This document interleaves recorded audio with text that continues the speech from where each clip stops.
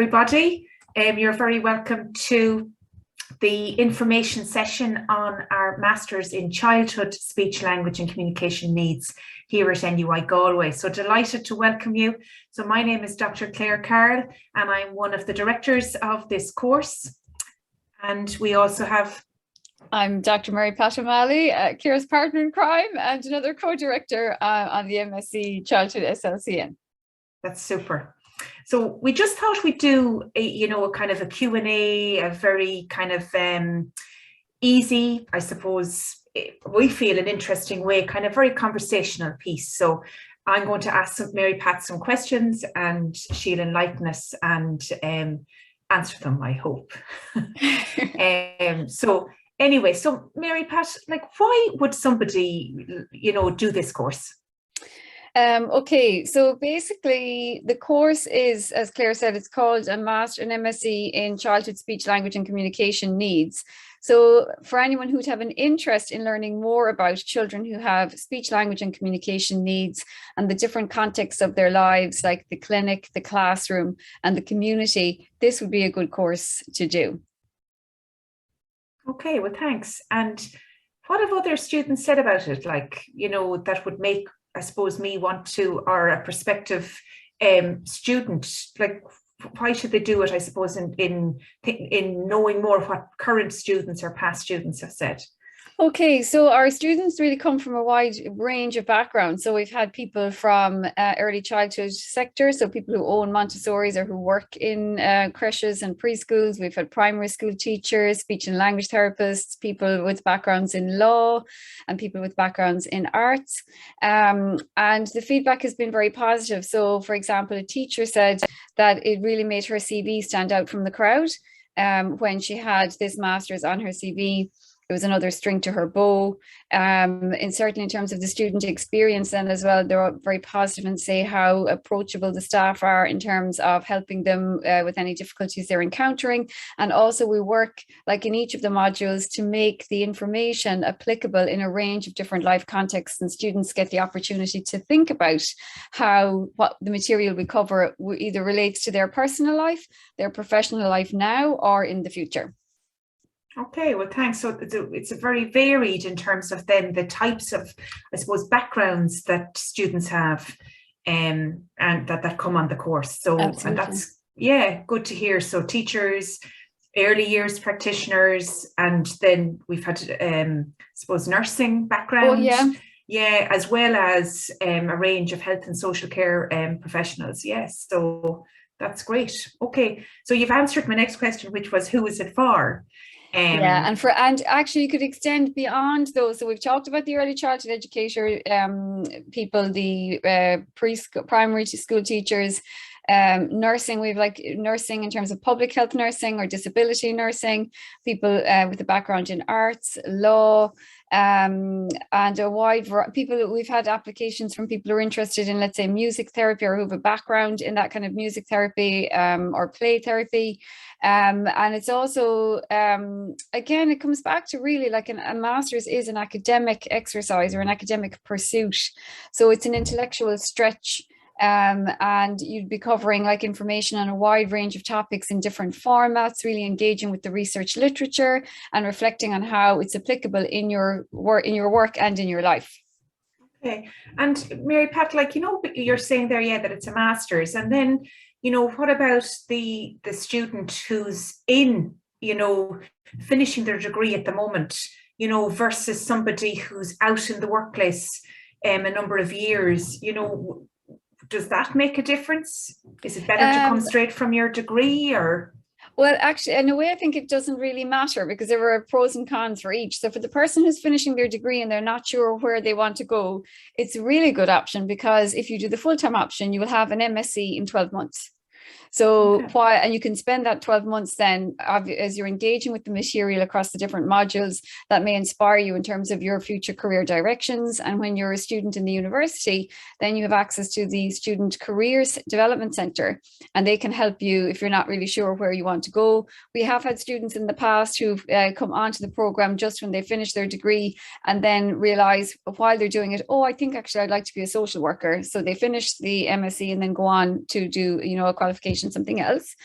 So, and we've also had speech and language therapists, new grads, come on board just when they finished, which is useful too, because, you know, with the employment situation or just things can move slowly. So if you're waiting for things to happen from a job perspective, you can actually complete the master's in a year and have your MSc at the end of 12 months in the full-time option.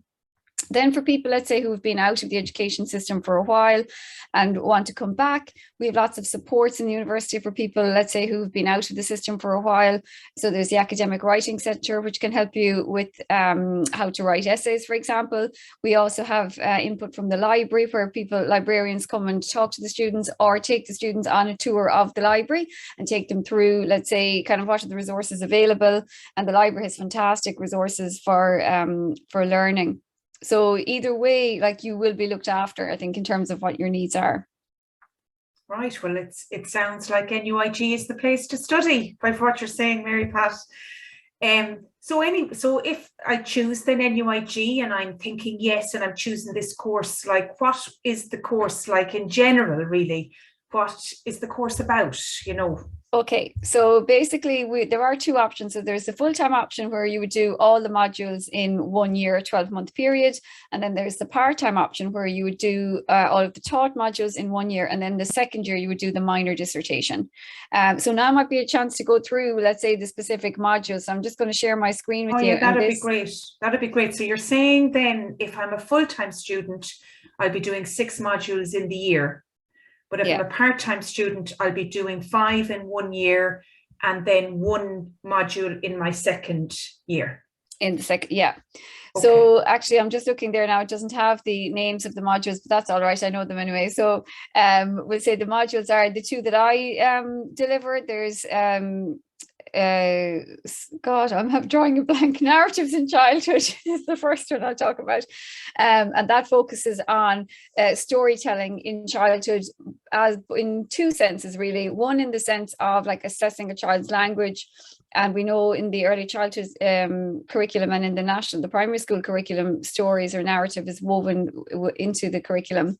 So we're looking in this module at, let's say, where children have difficulties with narratives and what we can do to help. But we also look at narrative in terms of identity, and Dr. Rena Lyons, who is another member of staff in the discipline, teaches on that topic in the narrative module. So then there's cultural and linguistic diversity, and in social, cultural, linguistic diversity in health and education is another module I deliver. And that's where we look at definitions of like, what is culture? What is multilingualism, for example? What is cultural awareness or cultural competence? And then we look at it in relation to, let's say, children with speech, language and communication needs. So those are those 2 modules. Then there's a using evidence in practice module, which looks at, it kind of is what it says on the tin, really, looking at the research and how research papers are constructed and how the studies are carried out and how we can apply what we read in the literature to, let's say, clinical practice or to the classroom or to the community. Let's say, for example, if you're somebody who's working in a community organization. Then there is supporting children with speech, language and communication needs that you deliver, Claire, in semester 2 for the full-time, or in semester 2 rather, sorry. And that looks in more detail then at the kinds of speech, language and communication needs children can experience and how they can be supported in the clinic, the classroom, creche and community. Then we have advanced research methods, which is run in conjunction with the School of Nursing. And so you would be like doing those topics with a group of other students, and the using evidence in practice and the advanced research methods will really help you kind of set the foundation for your minor dissertation. And the minor dissertation, if you are doing the full-time option, is a year-long module, and if you're doing the part-time option, you would do it in your second year. And this is where you select a research topic and you conduct an independent piece of research with supervision from members of staff in the discipline. I'm just looking here, it might be no harm to digress there for a moment about the 3 good reasons. That what we said was that it will suit a health, education or social care profession or someone who's interested in childhood communication impairments. As long as you have, in terms of eligibility, let's say a primary degree with a 2nd class honours or higher, you would be eligible. So, you know, you may do it because you're interested in children with communication impairments and want to know more. And you will learn then how to engage, support, educate and help children with speech, language and communication needs from birth to 18 years in the different contexts of their lives. If that's they're coming into the speech and language therapy clinic, or you're an SNA, let's say in a classroom, a creche or the community, and you will learn how to facilitate these children so that they can participate fully in their lives in relation to speech, language and communication. So we're very welcome there. Just to say thank you, Mary Pat, there for we've another person in the session. So please feel free to add questions into the chat box there, or any comments or any queries that you have, because we're here live and we would be delighted to answer queries or to engage, you know, in a chat with you. So please do. And I think there as well, Claire, the testimonials from former students are good to look at there as well. So we had Tara, who's a Montessori school owner and manager, and she said that the mix of professions in the class cohort allowed for kind of great discussion about and listening to other perspectives and learning from each other. And she felt that the learning from the course gave her a newfound confidence in supporting all children and families in her Montessori school.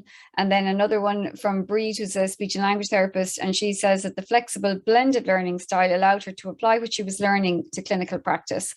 And the topics covered throughout the course equipped her with the skills necessary for working with children and families within Ireland's ever-growing culturally diverse population. Brilliant. And thanks, Mary Pat. And they're, you know, very interesting testimonials there from 2 of our past students. And it kind of brings me on to my next question, really. You've kind of shared with us that there are 6 modules, so it is intense. And I suppose it's again just wondering then how, you know, like we're thinking about our busy prospective students. So how is the course delivered, Mary Pat? So how would these 6 modules be delivered? Okay, so we have a flexible blended learning approach because we take into consideration the fact that many of our students will actually be working maybe full time while they are completing the MSc. So we have a mixture really, and of course in COVID threw everything kind of, you know, into disarray. So we had to adjust to that. So at the moment, what it looks like is, let's say, for example, in the diversity module, as I call it, there's a schedule for every week and you get an announcement is sent every week for what are your jobs for this week. So the jobs would include things like, for example, there will be videos put up on a particular topic that you will have to watch, for example, covering course content. Then there would be journal articles that you would read and you'd have to create a journal entry. So there's like 5 journal entries over the course of the semester, and I give you a template for what I want you to pick out of the journal article and report back on. Then there would be extra readings in there as well and extra videos that you can look at your own discretion. And then every week, basically, we have on Thursday afternoons, starting from 3:30 up until 5:30, there are 2 tutorials. So there would be, and at the moment they're online, and before, let's say, when the internet was working in the university, we would have had live on campus sessions where people who live nearby can actually come in and be face to face. And then we had Zoom running simultaneously, live and recorded, for people who could either be there remotely or who would want to watch later. So we meet every week on a Thursday afternoon, maybe with 2 tutorials, one from different module, but we have a very well set out schedule, which you get at the beginning in order to kind of to plan your time over the semester. Thanks, Mary Pat. And what would happen if you couldn't attend on a Thursday afternoon? So the session would be recorded. So you'd let us know in advance, and then the session is recorded as a matter of course anyway. And then the recordings are uploaded onto Blackboard, which is the kind of the learning system for students in NUI Galway. And then if there are slides accompanying the tutorial, the slides would be up on Blackboard as well. And you could watch it in your own time then. So that's it. I was just going to say that. So effectively, really, I can do a lot of this work all on my own. You know, offline and in my own time with my own schedule in mind, and then connect with my peers on a Thursday afternoon and with lecturers on a Thursday afternoon. And Absolutely. I don't have to travel to NUIG. No, you don't have to travel to NUIG if it doesn't suit. You can if and when it does suit you. And then as well, we also encourage the group of students to have, let's say, a WhatsApp group, so that that there is a social kind of element, or that people connect with each other as well. So if you are attending remotely, that you don't feel kind of isolated. So to bear that in mind as well. And we also, another thing we have is we have 2 student reps from the group, and then we meet, let's say, midway through each semester to see how things are going and to get feedback and to see, do we need to tweak anything? If things aren't going well, how can we support students further? And then at the end of each semester, there's also an anonymous survey where students can give feedback as well. And just to give you an example to show like how we respond to feedback. So last year, for example, somebody gave the feedback that in the tutorials they wanted more, let's say, kind of theoretical models or to explore. So this was, let's say, in the diversity module. So this year what I did was I have a talking point for each tutorial, which is actually, let's say, a model of, let's say, working with interpreters, and there's a framework for how you do that. So we have a discussion point for each of our tutorials now. So that's just to show that we do take the feedback seriously. And the other thing, actually, just in relation to people who are prospective students, that we're going to do for the coming year is that, so the process is people apply, we review the applications, and then we either make an offer, we can make a firm offer, or we can make a conditional offer. Let's say if there's some information missing, or then no offer. But where people have accepted the offer, we're going to offer a welcome pack in terms of like pre-registration, because for people, let's say, who are not familiar with speech and language therapy terminology, we have a nice document with kind of a glossary of what terms are. For people who are kind of maybe feel intimidated about reading a journal article, we'll include in it a paper on how to actually read a journal article. So if you want to pre-registration, you could do a bit of prep before you came in. Mm-hmm. Because I think you're right, Mary Pat, like starting in September, whereas often you've made those decisions or you've got your offer, we're always in email contact with you prior to starting, usually over June and July, with this information. So it kind of gives you just a little bit of information. We also have our timetable, draft timetable usually ready, and our handbook often in draft form, near ready. So we share that with students that get firm offers or also conditional offer students. So that's good. Okay, thanks. And I suppose, Mary Pat, how many places are there? That'll be one of the questions I think that somebody might have. Sure. So we have a maximum number of places of 20. And then just, which leads me on to, I suppose, thinking about, who's eligible to apply. So in relation to eligibility, then you need a primary degree with at least a second-class honours or an equivalent qualification. When you apply, you have to also submit a personal statement of why you want to do the course. So we look at that obviously in detail as well to see what is people's motivation, to join the program. If you're an international student, then we have an English language requirement of an IELTS score of 6.5 in total, with no less than 6.5 in any one component. However, there are some situations in which we can waive the English language requirements. Let's say, for example, if your primary degree is in English, we can take that into consideration when offering a place. That sounds great. And I suppose what I'm thinking about now, I mean, there's no questions in the chat, so I'm not sure if our guests have any questions, but I suppose so please type in or ask if you have a question. I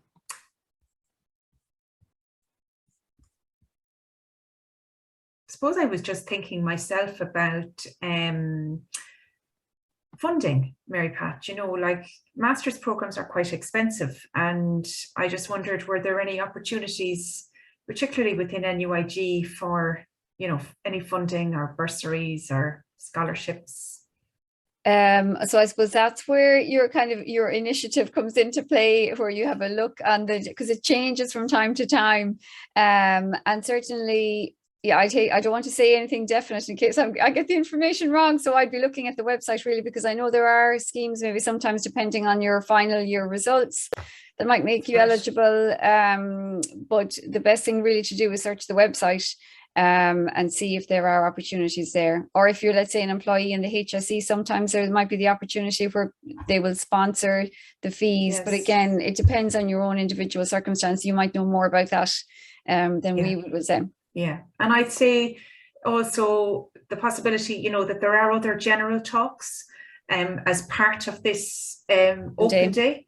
And I would guide you, you know, to have a look at those and, you know, to look at them again. So there are opportunities maybe for scholarships, as Mary Pat said, where you've gotten a first class honours in, you know, your degree, particularly in NUIG. So just to watch that, so there'll be kind of more general talks about funding. Because the thing is really that we'll say, as we're the co-directors of the Masters, and what our role really is we process the applications. So we review the applications and then we offer the place, and anything to do then with, let's say, fees or registration or anything like that is through the relevant office. So let's say the fees office or the postgraduate admissions office. So we would always direct people to the respective office really to address the query. Yeah, I think the postgraduate admissions help desk is the best, you know, place, I suppose, to get the information. And and look at the Open Day webpage. There'll be a lot of information on that. Also, I think which might be helpful, I think, is that we do have a Facebook page. We do have a Twitter account. And I think it might be helpful for you to connect with us on those. I agree, Claire. It'd be great to see you because I manage the Facebook page. It'd be great to see you on Facebook, and you can see in the thread, like, it gives you a window into the culture of the Masters really by virtue of what it is we put up there. So there's a lot of posts I put up about diversity. And for example, I came across a talk that's running this week about having an accent and identity, which would fit in with the diversity module, but it's more like informal. So, you know, it's a good place to see kind of what we're at. Yeah, and connect with us and follow. And I think that it might, as Mary Pat said, help you in terms of getting an idea as well of some of the content, I think, of modules. And the other thing I would say, Claire, as well about that is that you will also see where, for example, in the past, we have some of the students, their minor dissertation, they've gone on to actually publish their dissertation in a journal. So it gets written up as a journal article and submitted for publication. And we've had at least 2 so far have been published. Yes. So that could happen to you as well if you joined us. Absolutely. Any questions now or anything from yourselves?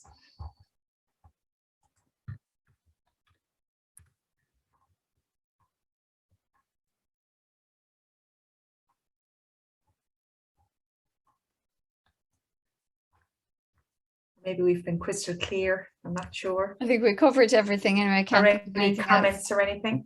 So I'm just going to post there the Twitter handle there in the chat if I can. It's just for you there. It's at SLC Needs NUIG. So I think that would be super if you wanted to connect with us. That's the Twitter. And I'm just looking at the Facebook one now.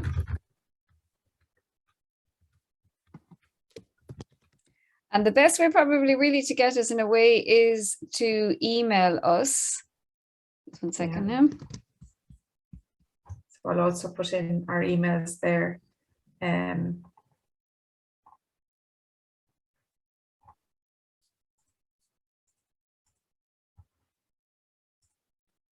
And we'd be delighted to hear from you. Okay, so I just have the Facebook. Oh, Mary Pat put it up there. Yeah. Yeah. I'll do the what you call it, clear the emails. Great. So just, you know, connect with us on Twitter and on Facebook, and any questions, and you can also private message us on Twitter and Facebook. So do that if there's any queries or any questions, or as Mary Pat said, email. Some people have very particular questions that they'd like answered, and we're available, you know.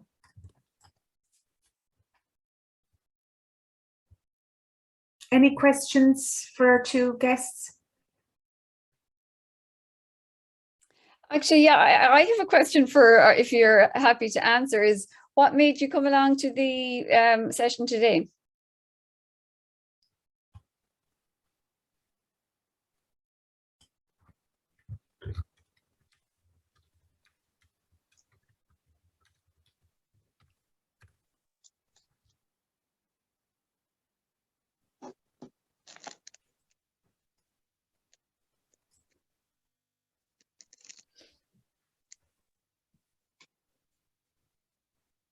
Okay, Oh, thanks. current background studies in social care. Oh yeah, we've had people from social care before, and it's a good fit, really. Yeah, because it really extends, I would say, your training, because it really adds, I would say, for yourselves in terms of connecting with children, and also then there's transferable skills to adults who have speech, language and communication needs. So yeah, so wonderful. And you work with children with special needs as well, Karen. So, and that's the beauty, I would say, particularly in the second semester, we have one of the modules that I'm involved in, that we actually meet two people who have speech, language and communication needs, and you work with these cases to try and apply then the learning from both semester one and semester two to it. So that's helpful. And I think if you have some background experience, brilliant. It's not necessary, but it does. It's like everything, your own life experience really helps, you know. Oh, absolutely, Jane. We cover loads to do with that in the diversity module. Great question, Karen. The closing date we're very flexible really with our closing date. So I think technically it says mid-July, but we really let it go until August. Yeah, well, on the 2021 prospectus page that Mary Pat shared there, it was the 15th of August in 2021. So more than likely it'll be that again. We do have 20 places on the masters, but again, I would say to you, it's very important to get in if you can a bit earlier to secure your place. I agree, Claire. And then because you can get the welcome, the pre-registration package, and you can kind of get preparing yourself for the semester to organize yourself and lay in some of the foundation work. Yeah. So that's kind of over the summer. Usually it's August, but yeah, do you know what I mean? Because semester begins. Sorry. Yeah. So the semester began this year on the 6th of September. So that's, and it runs for 12 weeks. And then there were no exams. It's all continuous assessment. That's right. So for example, in the narratives in childhood, it's an essay, and then there are 5 journal entries that are marked on a pass-fail basis. So you just have to complete those by the end of semester. And then the diversity module, there was 2 essays and 5 journal entries, because that's a 15 credit module. Your minor dissertation would be a dissertation. And then so basically if it's a 5 credit module, it would have, or 10 credit module rather, would have 2 pieces of coursework or 2 assignments. So it's all continuous assessment.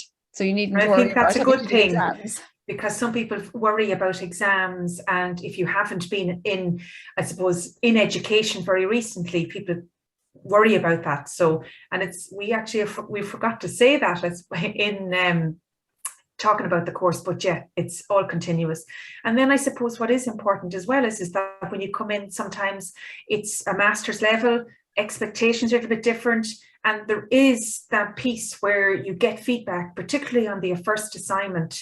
It's one of Mary Pat's modules where there is that piece of giving you feedback so that you can, if needed, then to make it better and to resubmit it. Do you know what I mean? So there's that piece, isn't there, of support. Well, that's a very good point to think, Claire, is actually that if you, depending on the background you've come from educationally, it can be, a steep learning curve in terms of like just learning what are the expectations. Because it's a master's, it is going to be a stretch intellectually. It's meant to be a stretch. So that can take just a while to kind of get used to.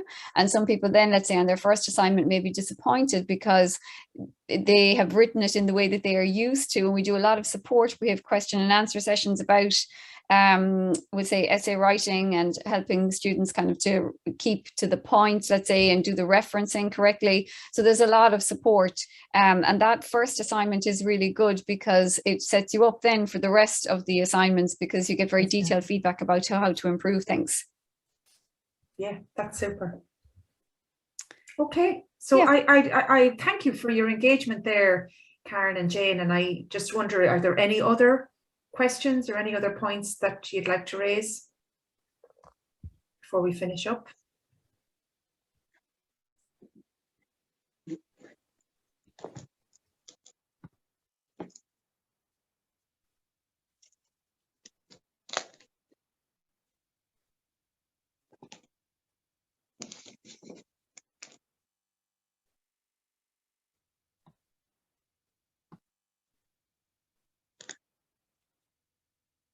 No, thanks a million. Okay.